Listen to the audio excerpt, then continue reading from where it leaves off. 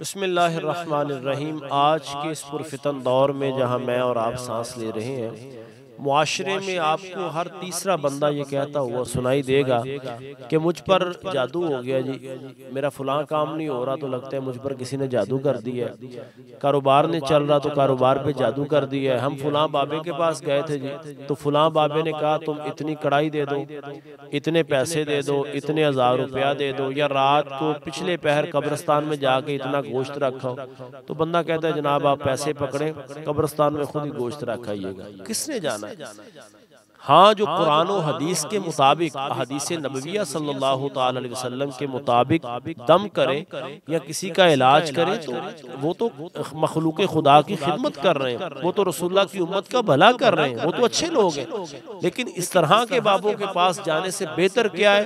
वो तरीका मुबारक जो हमें अल्लाह के कुरान ने और रसूलुल्लाह के फरमान ने सुनाया और सिखाया है। हजरत फारूक आजम रज़ी अल्लाह ताला अन्हु, जो बच्चे छोटे होते यानी बालिसने बलूगियत को ना पहुंचे होते, या उनको आप उनके गले में ये दोनों सूरतें लिख करके लटका देते, यानी जिसे हम अपनी जुबान में तावीज़ कहते, बनाकर उनके गले में लटका दिया करते। और नबी रहमत सल्लल्लाहु अलैहि वसल्लम का भी ये मामूल मुबारक था। देखिए कुरान अज़ीमुश्शान, कुरान क्या कहता है? वनुनज़्ज़िलु मिनल कुरानि मा हुवा शिफ़ाउन व रहमतुल लिल मुमिनीन।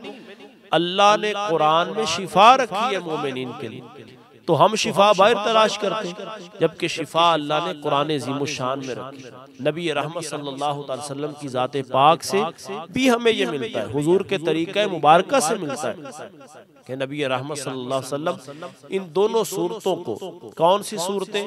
वो कुरान अज़ीमुश्शान की सबसे लास्ट वाली दो सूरतें, सूरह फलक और सूरह नास, कुल आऊज़ु बिरब्बिल फलक और कुल आऊज़ु बिरब्बिन नास।